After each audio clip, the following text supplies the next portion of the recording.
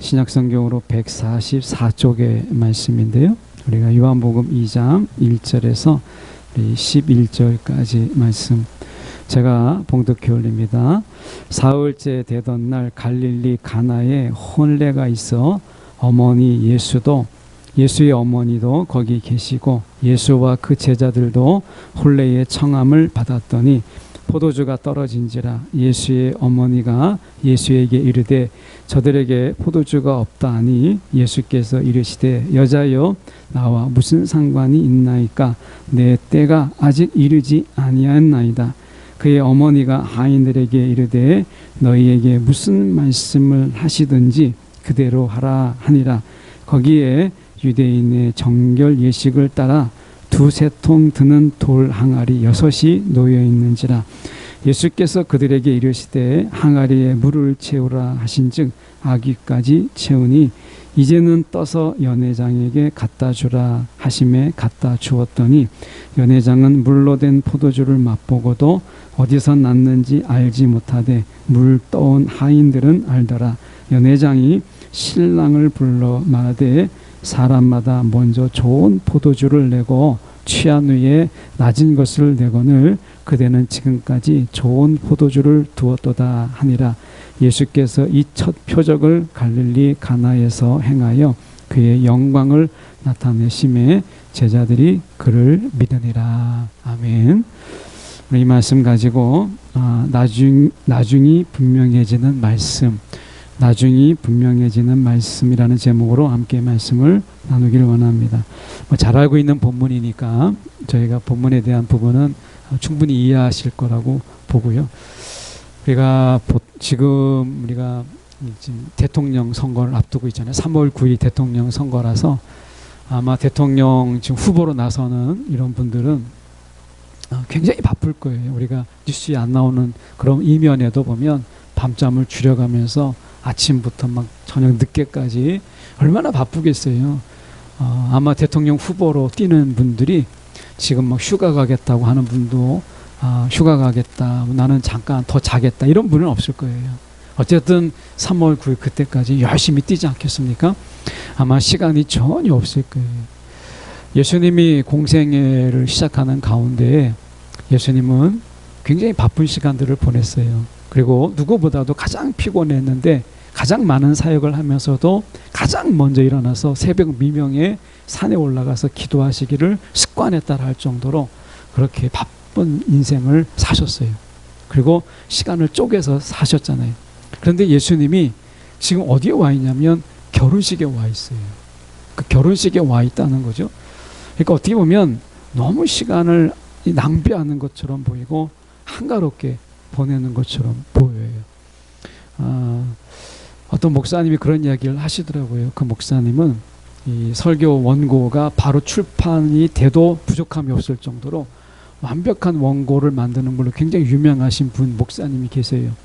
이 목사님이 지금은 이제 목회 자리에서 은퇴하셨는데 이 목사님이 한 번에 인터뷰를 한 걸 보니까 이렇게 인터뷰를 하셨어요. 이 목사님은 토요일 날 그게 성도의 자녀이든 잘 알고 있는 지인의 자녀이든 어떤 결혼식에도 참여를 하지 않는 거예요. 그 주례를 한 번도 하지 않는 거예요. 왜냐하면 토요일 날 이 원고를 달달달 이제 암송을 하세요. 그래서 원고를 안 보고 설교를 하시는데 이분의 원고의 마스터가 얼마나 완벽한지 1부, 2부, 3부를 설교를 하는데요. 그게 똑같아요. 그 녹화 테이프를 틀어놓은 것처럼 똑같아요. 아마 여러분은 1부, 2부, 3부, 1부 때는 녹화로 안 되지만 2부 때나 3부 때 아마 들어가서 보시면 제 설교가 다루고 있다는 걸 알게 돼요. 2부 다루고 3부 다루네 이렇게 되잖아요. 그러니까 저는 완벽한 원고보다는 여기서 주요점을 가지고 풀어내는 방식을 하기 때문에 좀 다른데요. 그분은 원고를 완전히 해보세요. 그러니까 토요일 날 시간이 없는 거예요. 그래서 주례를 한 번도 해본 적이 없어요. 근데 예수님이 지금 결혼식에 주례로 참석한 건 아니에요. 근데 하객으로, 축하 하객으로 지금 이 공생의 바쁜 일정 속에서 아직 그 때가 이르지 않았다고 하지만 지금 예수님은 제자들을 부르고 지금 공생애를 시작하는 이 즈음에 예수님이 한가하게 결혼식에 참석한 것을 보고 우리가 생각할 때 얼핏 볼 때 야, 이건 시간의 낭비다 이렇게 생각이 들 수 있어요. 그런데 예수님이 말씀하신 것을 행하신 거거든요. 예수님이 뭐라고 말씀하셨어요? 우는 자들과 함께 울고 기뻐하는 자들과 함께 기뻐하라 이렇게 말씀하셨잖아요. 그러니까 예수님이 이 축하의 자리에 함께 하셨다는 거예요. 이 결혼을 하는 데 있어서 이 혼주가 가장 제일 잘한 게 뭐냐면 오늘 본문을 보면 알지만 예수님을 초청한 거예요. 이게 가장 잘한 거예요. 여러분, 우리가 삶의 자리에 예수님을 초대하세요. 아무리 바쁘셔도요, 예수님은 우리의 초대에 응하시는 분이세요. 이 혼주가 제일 잘한 게 있다면 결혼식을 맛있게 준비하고 음식을 준비하고 이런 게 아니에요. 예수님을 초대한 것, 이것이 제일 잘한 거예요. 여러분, 우리의 가정에 예수님을 초대하고 우리의 삶의 이 터전에 우리가 예수님을 초대하십시오. 나의 일터에 예수님을 초대하세요. 이게 정말 인생에 있어서요, 정말 잘한 일이에요. 이 결혼식만 그런 게 아니라 우리가 그렇다는 거예요. 여러분, 만화 이야기해서 죄송하지만 여러분, 시리즈 만화 중에 명탐정 코난이 있어요. 아이들 키우신 분은 다 한 번 이상은 보셨을 거예요. 명탐정 코난이 있습니다. 이 코난의 만화를 보면 코난이 가는 곳마다 늘 사건 사고가 있어요. 왜냐하면 코난이 명탐정이니까 이거 풀어야 되거든요. 그러니까 사고가 있어야 되고 사건이 있어야 돼요. 근데 코난이 가는 곳마다 사건이 있지만 예수님이 가는 곳마다 문제 해결이 있어요. 예수님이 가는 곳마다 채우심이 있고 예수님이 가는 곳마다 치유가 있고 예수님이 가는 곳마다 가르침이 있었어요. 여러분, 예수님을 초대하는 것만큼 성공적인 인생은 없어요. 여러분의 삶의 자리 속에서 예수님을 초대하세요. 예. 우리가 뭔가 좋은 일이 있을 때, 집을 새로 샀거나 아니면 뭔가를 했을 때 우리는 초대해서 집들이를 하고 뭔가 같이 축하하잖아요. 예. 기쁜 일이 있을 때 여러분, 예수님을 초대하세요. 이것처럼 여러분, 귀한 게 없어요. 오늘 이 결혼식에 예수님을 초대했어요. 제자들도 다 초대했어요. 사실 이때 당시의 결혼식은 7일 동안 진행되기 때문에 온 마을 사람들을 다 초대했어요. 거의 다 와요. 그런데 유독 오늘 본문에서 예수가 초대받았다, 예수님이 초대받았다라고 해서 강조하는 이유가 있어요. 결혼식을 하다가 포도주가 이제 떨어져 가요.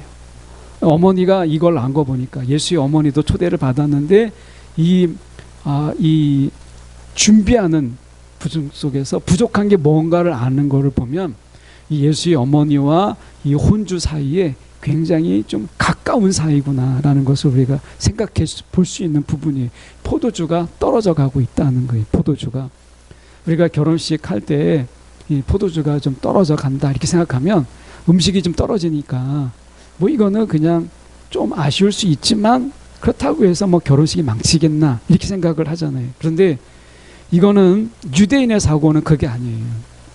유대인의 사고 속에서는 포도주가 떨어졌다라고 하는 것은 환대받을 사람들이 환대받도록 초청을 했는데 이 사람들을 냉대하고 홀대했다라고 하는 것을 보여주는 거예요. 이거는 결례 정도가 아니라 환대라고 하는 율법을 어기는 거예요. 당시의 규례를 어기는 거예요. 그러니까 환대해야 돼. 나그네도 우리가 환대하는데, 그러니까 이 축하의 자리, 잔치의 자리 속에서 그들을 환대해야 될 율법과 규례가 있는데 이것을 지키지 않는, 냉대하고 홀대하는 이런 거예요. 그러니까 이것은 두고두고 이 가문이 욕을 먹는 일이에요. 그러니까 이거 식은땀 나는 정도가 아니라 이것은 가문이 정말 욕먹는 일이에요.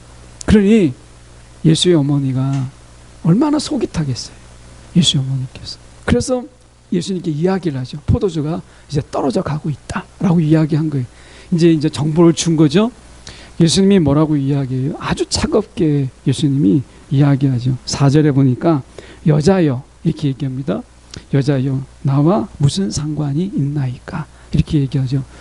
이렇게 얘기하면 엄마 보고 여자라고 하니까 굉장히 시건방을 떠는 것처럼 이렇게 보이는데 이게 아니라 여기서 얘기하는 것은 일종의 여기서 공적인 자리에서 이야기하는 거예요. 사적인 자리 속에서 어머니지만 공적인 자리 속에서 그는 이야기하고 있는 거죠.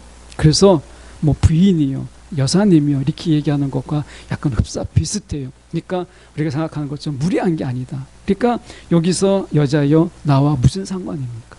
이게 포도주가 지금 떨어져 가고 있다라고 하는 것이 나와 무슨 상관이 있습니까? 이렇게 이야기하는 거예요. 그러면서 그 다음 말이 중요해요. 뭐라고 말씀하시냐면 내 때가 아직 이르지 아니했다 이렇게 얘기합니다. 여기서 말하고는 내 때라고 하는 것은 예수님의 사역은요 어떻게 되냐면 이 땅 하는 순간 예수님은 십자가를 향해서 달려갔어요. 그 십자가는 예수님이 이 마지막에 십자가를 지잖아요. 그런데 십자가라고 하는 것은 우리가 처음부터 십자가를 향하는 그 삶을 사셨기 때문에 십자가를 지은 거예요. 처음부터 십자가를 질 수밖에 없는 삶을 그가 살아요. 대제사장들의 견제를 받죠. 또 종교 지도자들의 어떻게 보면 미움을 받잖아요. 증오를 받고. 그러니까 어떻게 보면 그가 이 십자가를 향하는 삶을 살아요. 그 이분의 시작이, 공생의 시작은 결국 십자가가 지향점인 거예요. 그런데 내 때가 아직 이르지 않았다라는 이야기는 내가 지금 십자가로 나아갈 준비가 되어 있지 않다. 십자가로 내가 향하는 나의 사역이 아직 시작되지 않았다라고 하는 것을 이야기하는 거예요. 그러니까 예수님은 아직 더 준비의 시간을 가질 필요가 있었다라고 하는 거죠. 준비의 해가 있어야 되는 거예요. 그리고 십자가를 향하여 이제 공식적으로 나가는 그 사역의 시작은 이제 아직 아닌 거죠. 그런 부분에서 아직 내 때가 아니다라고 말씀을 하신 거예요. 이렇게까지 말씀하면 어머니, 예수의 어머니가 좀 이해를 해야 되잖아요. 그러니까 이제 좀 뭔가 이해하고 얘한테 말하면 안 되겠다 이렇게 생각을 했어야 되는데 예수의 어머니가 뭐라고 말씀하시냐면 이렇게 말씀합니다. 5절에 저희가 말씀해 보면 이렇게 말씀하죠. 그의 어머니가 하인들에게 이르되 너에게 무슨 말씀을 하시든지 그대로 하라. 무슨 말씀을 하시든지 그대로 하라. 이렇게 이야기했어요. 그러니까 이 말씀 속에서 우리가 생각해 볼 수 있는 것이 한 두 가지 정도 돼요. 이 두 가지 의미를 저희가 생각해 보는 것은 하나는 우리가 예수의 어머니가 예수를 바라볼 때 사람은 믿음의 대상은 아니잖아요. 여러분 사람은 믿음의 대상은 아니에요. 그렇잖아요. 그 사람을 믿으면 실망하게 되니까 성경에서 사람은 믿음의 대상이 아니라 사랑의 대상이에요. 사랑의 대상. 그런데 사랑의 대상인데 그럼에도 불구하고 우리는 이 포괄적인 믿음은 갖죠. 예를 들어서 여러분 자녀를 기르는데 자녀가 이렇게 분명히 나를 속이고 있다 라고는 확신 속에 자녀를 기른 사람은 아무도 없잖아요. 적어도 내 자녀는 적어도 남을 해치지 않는다. 아니면 내 자녀가 적어도 나쁜 짓은 하지 않는다 라고 하는 큰 방향성에 대한 믿음을 가져요. 그러니까 구체적인 부분 속에서 하나하나 어떤 부분들을 우리가 믿지는 못하죠. 그런데 적어도 그 방향성에 대한 믿음은 갖잖아요. 내 자녀가 적어도 남을 해코지하진 않는다. 남을 패거나 두들겨 패거나 돈을 빼앗거나 이렇게 하진 않는다라고 하는 그런 방향성의 믿음은 있잖아요. 여러분 그런 믿음 없으세요? 그런 거 있잖아요. 예. 그러니까 우리가 이 자녀나 또는 가족이나 이런 사람들에 대해서 우리는 구체적인 믿음은 우리가 부족할 수 있죠. 구체적인 믿음은 그렇지만 적어도 우리가 그 방향성에 대한 믿음은 가지고 있잖아요. 나를 사랑하고 있다든지 아니면 가족에 헌신하고 있다든지 아니면 우리가 적어도 가족에 대한 애틋한 마음이 있다라든지 이런 어떤 방향성에 대한 믿음은 가지고 있잖아요. 그러니까 같이 살죠. 그게 없으면 어렵잖아요. 그러니까 우리가 이런 방향성은 가지고 있어요. 그러니까 예수의 어머니도 이 예수님에 대해서는 이 내 때가 아직 이르지 않았다라고 하는 것에 대해서 이해를 못했겠죠. 왜냐하면 십자가는 아무도 모르잖아요. 예수님만 알잖아요. 그러니까 십자가를 향하여 나아간다라고 하는 것은 예수의 어머니도 이건 이해를 못하는 거예요. 그 내 때가 아직 이르지 못했다라고 하는 것은 무슨 뜻인지 몰라요. 그런데 적어도 예수님의 어머니는 예수님에 대한 이런 믿음은 있었어요. 적어도 두 가지 믿음을 이야기하는 거죠. 하나는 필요한 부분을 채우신다. 적어도 우리의 필요를 채우시는 주님. 그러니까 이 예수님이 우리의 필요를 채우실 것을 믿었어요. 공급하시는 하나님을 알았기 때문에. 자, 여러분 이런 믿음은 있잖아요. 예수님이 적어도 우리의 필요를 채우실 것이다. 이런 믿음이 있잖아요. 또 하나는 무엇이냐면 무슨 말씀을 하시든지 그대로 하라, 이 말씀 속에서 또 하나 의미는 무엇이냐면 순종의 결과는 항상 좋다라고 하는 거예요. 순종의 결과는 항상 좋다라고 하는 이 믿음을 가지고 있었어요. 이 두 가지 믿음을 예수님께 가지고 있었던 것을 보여줘요. 자, 여러분, 우리가 사도 바울이 복음의 전도자가 되고 이방인의 사도가 되었을 때 그가 복음에 순종했던 그의 삶, 예수님의 부르심에 순종했던 삶이 어떤 거예요? 거반 죽을 뻔했던 게 여러 번이었고, 우리가 사도행전을 우리가 봤던 것처럼 돌에 맞았을 때는요, 원어적으로는 그가 숨이 멎은 것으로 나와요. 진짜 죽은 거예요. 근데 살리셨잖아요. 그리고 그것뿐만 아니라 채찍에 맞아서 죽을 뻔했던 게 여러 번이었고, 그가 어떻게 보면 감옥에 갇힌 것도 여러 번이었어요. 그러니까 사도 바울이 정말 순종의 결과가 좋다고 말할 수 있을까요? 순종의 결과가. 스데반은 어때요? 그가 7지사로 뽑혔을 때 스데반은 말씀에 순종하는 자가 되었는데 그건 어떻게 됐어요? 돌에 맞아 죽었어요. 우리가 순종의 결과가 또 보면 세례 요한을 보십시오. 세례 요한, 예수님을 가리키는 자로 그가 예수님보다 먼저 6개월 차이잖아요. 먼저 왔는데 예수님과 예수님을 가리켰던 그가 예수님을 가리키는 순종의 삶을 살았는데 어떻게 됐어요? 목배임으로 죽었어요. 그러면 우리가 순종의 결과가 다 좋은가? 우리가 나열을 해보지만 여러분 순종의 결과가 정말 좋다고 말할 수 있을까요? 근데 사도 바울은 어떻게 이야기했냐면 예수의 흔적을 가진 것이 자기의 기쁨이라고 이야기했어요. 내 안에 예수의 흔적을 가진. 또 하나 스데반은요, 돌에 맞아 죽을 때 막 얼굴을 찡그리거나 괴롭게 하지 않았어요. 다시 보면 순종의 결과가 우리가 볼 때는 비극이고 처참한 죽음이고 아픔이지만 그 순종의 삶 속에 있는 그들은 기쁨이었고 감사였다는 것을 보게 돼요. 그래서 마리아가 이야기하고 있는, 마리아가 이미 경험했잖아요. 하나님의 말씀을 따르는 것, 자기가 동정녀인데 예수를 낳는 이 삶, 자기가 약혼 여잖아요. 그런데 아이를 낳는다는 것은 이건 죽음을 각오하는 거였잖아요. 당시의 약혼은요, 정원하고 똑같은 급을 취급받았어요. 그러니까 당시 유대인은 약혼은 곧 정혼이에요. 시기만 틀린 거지. 그러니까 이것을 아이를 뱉다라는 것은 이거는 불륜이고 이것은 결국 죽음이잖아요. 간음이니까. 그런데 어떻게 됐어요? 이걸 그가 자기를 내어드렸어요. 순종의 결과가 어떠한 것인지를 이미 마리아는 경험했잖아요.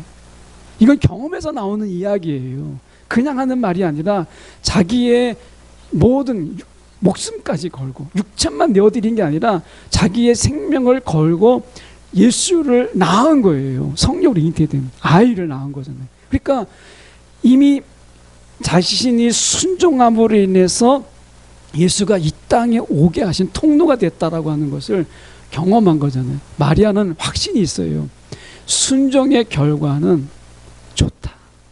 순종의 결과가 얼마나 귀한 결과를 가져오는지 마리아는 알고 있었다는 거예요. 그래서 이야기를 할 수 있었던 거예요. 무슨 말씀이든지 시키는 대로 하라. 그대로 하라. 말씀하잖아요. 이건 마리아의 고백이에요. 고백. 여러분, 우리가 코로나로 인해서 처음에 이제 시작되었을 때는 어떻게 했어요? 2020년에 이제 코로나가 시작되었을 때 한 3개월 지나가면 괜찮겠지. 한쪽에서는 그냥 감기다 이렇게 얘기했고 그랬잖아요.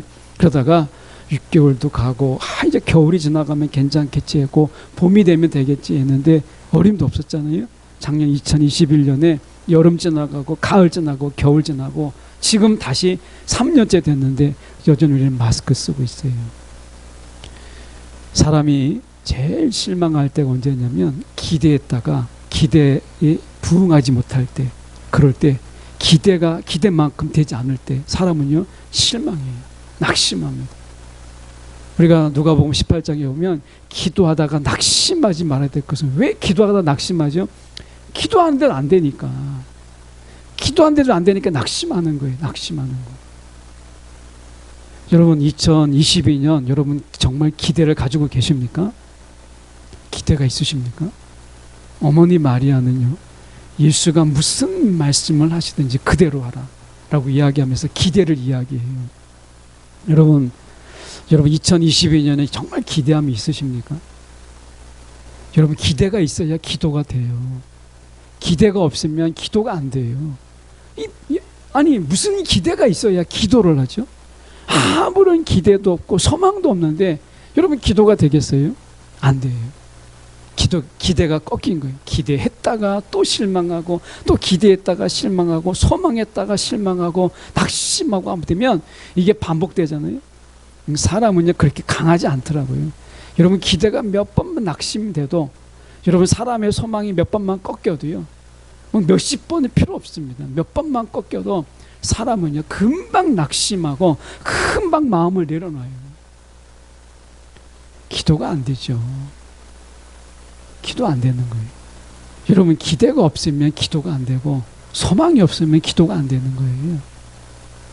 그런데 우리 가운데 지금 이 말씀이, 우리 가운데 주시는 말씀이, 무슨 말씀을 하시든지 그대로 하라. 무슨 말씀을 하시든지. 이것은 기대를 이야기하잖아요. 기대. 오늘 저와 여러분이 기대가 있었으면 좋겠어요. 기대가. 저는 2022년에 교회를 향한 하나님의 기대가 있어요. 금년에 하나님이 이 교회를 통해서 하실 일을 기대해요. 여러분 어떤 기대를 가지고 계십니까? 여러분 자신을 향해서 하나님이 하실 일을 기대하고 계십니까? 하시면 좋고 아니면 말고가 아니라 여러분 기대하는 거예요. 소망하는 거예요.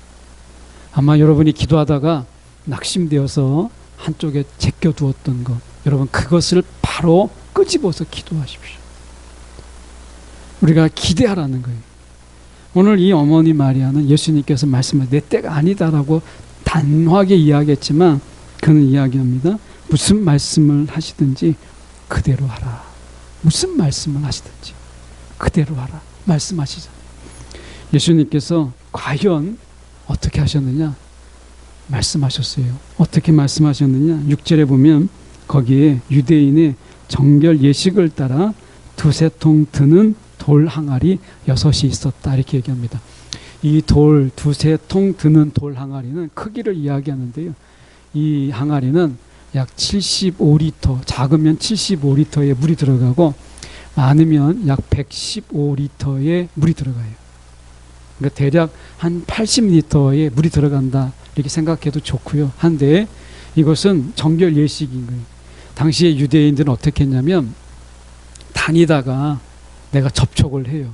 접촉을 하면 그것에 의해서 내가 부정한 것을 만지게 되면 내가 부정하게 되는 거잖아요. 이게 율법이잖아요. 그러니까 이것을 씻는 거예요.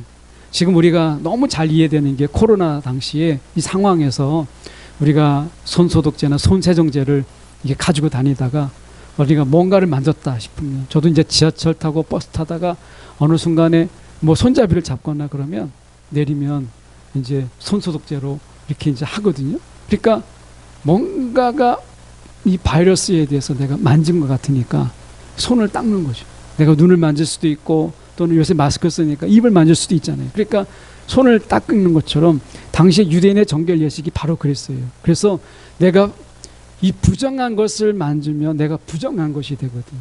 그래서 이것을 손을 닦는 거예요. 그리고 때로는 이 항아리가 큰 이유가 뭐냐면 내 몸을 담궈요. 때로는 어떤 사람은 여기 몸을 담굽니다. 그래서 자기가 이제 부정한 것을 씻어내는 거예요. 손을 씻고 또는 발을 씻기도 하지만 어떤 경우에는 자기 몸을 씻는 항아리로도 쓰여요. 그러니까 정결 예식을 쓰는 거예요. 여기에 물을 담습니다. 그러니까 6개니까 우리가 뭐 우리가 80리터, 100리터 잡으면 600리터잖아요. 600리터의 물에다가 이제 그걸 담그는 거예요. 이제 물을 다 담았어요. 그리고 항아리를 옮깁니다. 아마 6개의 항아리 100리터 정도 되는 이 항아리 물을 담그니까 항아리 무게에다가 그리고 물의 무게까지 있으니까 얼마나 무겁겠어요. 아마 이 하인들은 불평을 좀 했겠죠. 이 물을 나눠서 도대체 뭐 할 것인가. 그런데 당부했잖아요. 무슨 말씀을 우리가 하시든지 그대로 행하라 라고 이야기하잖아요. 가지고 옮깁니다. 하인이 몇 명인지 모르지만 우리가 지금 600, 그러니까 100리터짜리 이것을 2사람이 또는 3사람이 옮겨서 6개나 옮기는 거예요. 쉽지 않은 작업이죠. 그런데 이 물이 포도주로 바뀌어요. 자, 이 돌 항아리에 담겨져 있는 물은요, 율법을 상징해요. 이 구약을 상징하는 거예요.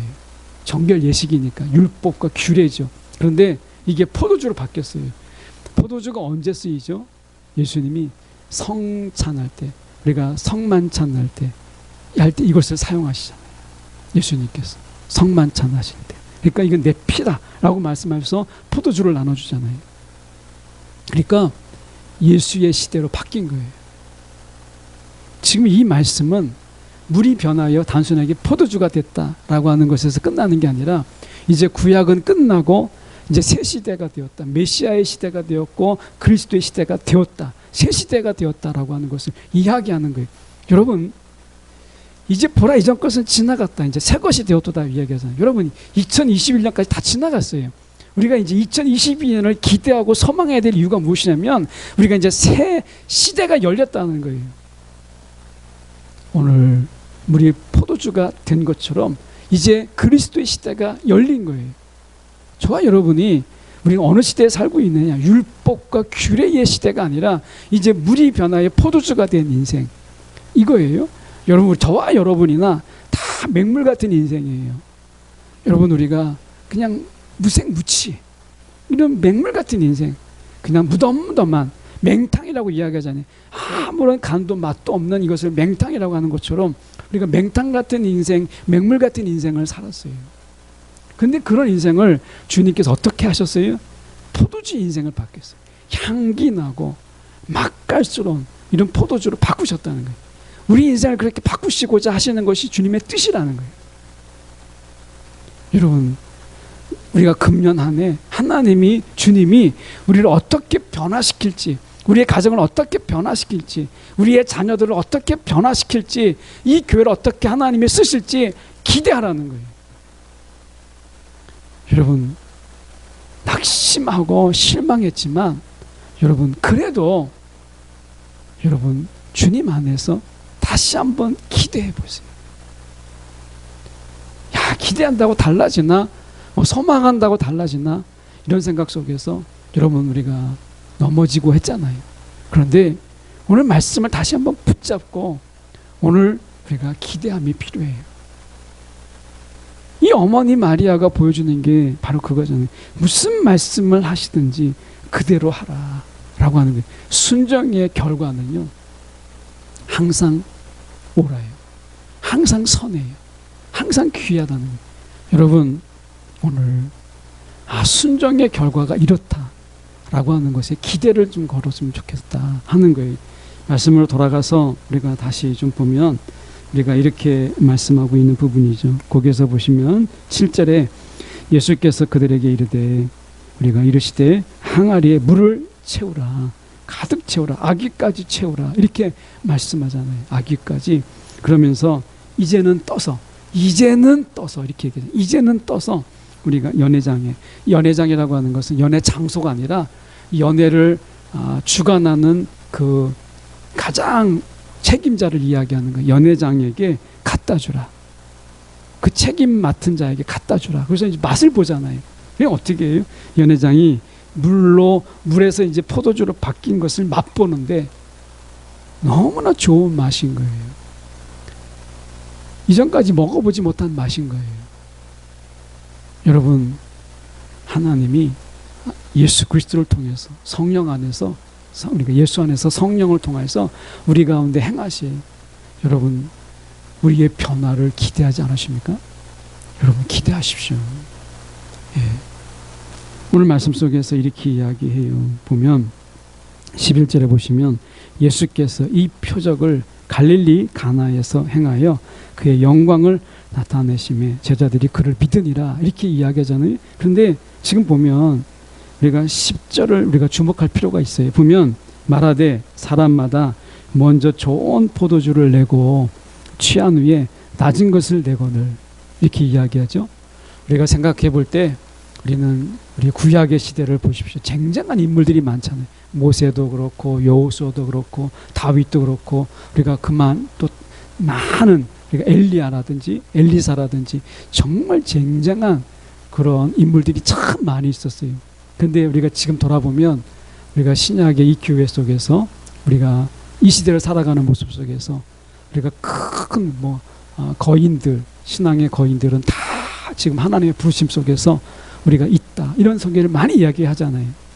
여러분 그런데 말씀을 보십시오. 그대는 지금까지 좋은 포도주를 두었도다.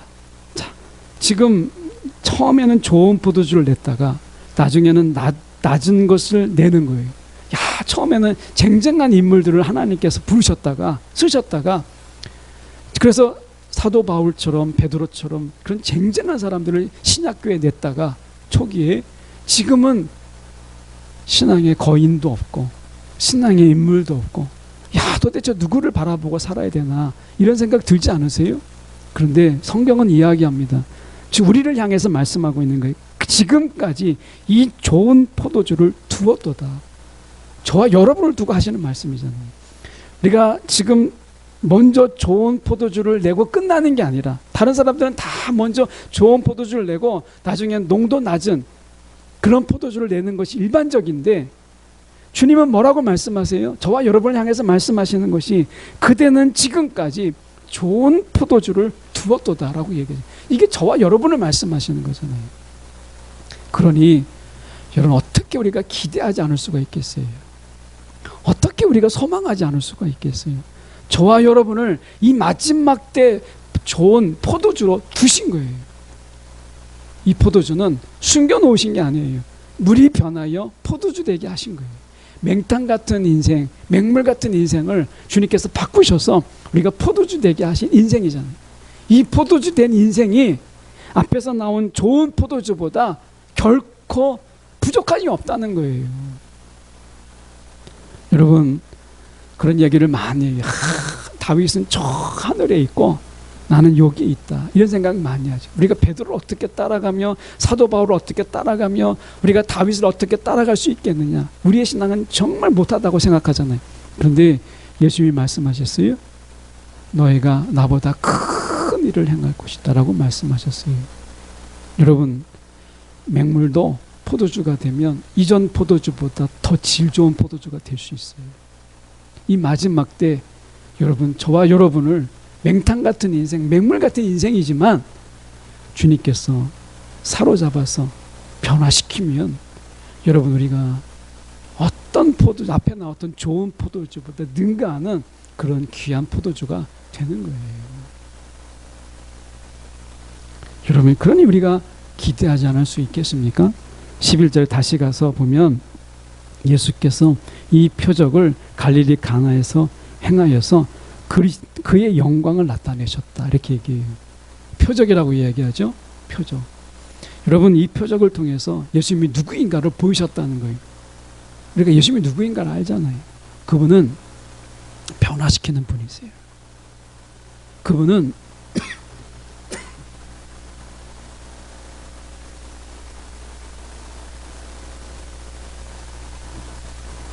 인생을 바꾸시는 분이세요. 소망이 없는 자에게 소망을 주시는 분이시고요. 기대함이 없는 자에게 기대함을 주시는 분이세요. 여러분 2022년에 저는 많은 것을 소망하고 있어요.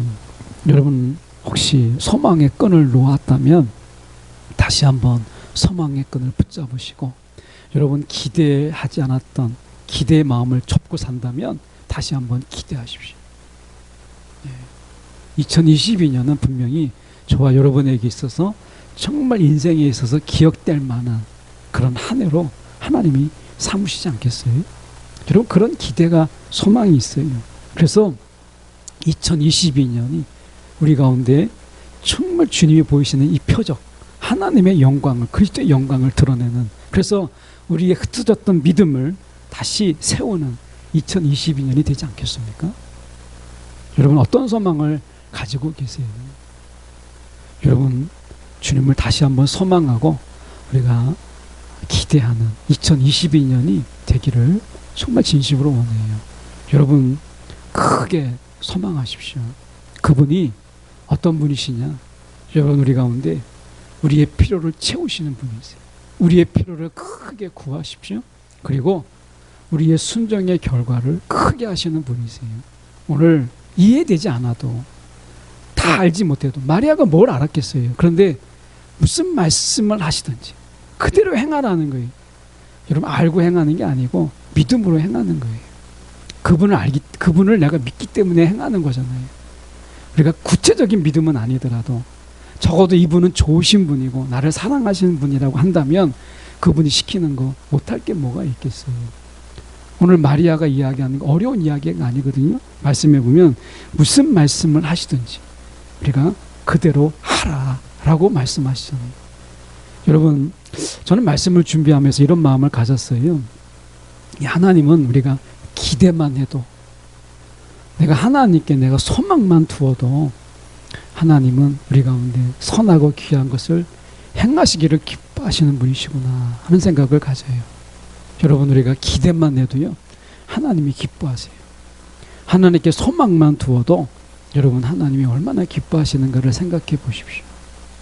오늘 우리 가운데 하나님이, 주님이 우리 가운데 말씀을 듣는 가운데 무슨 말씀을 우리 가운데 하시든지 그대로 행하는 저와 여러분의 삶이 되었으면 좋겠어요.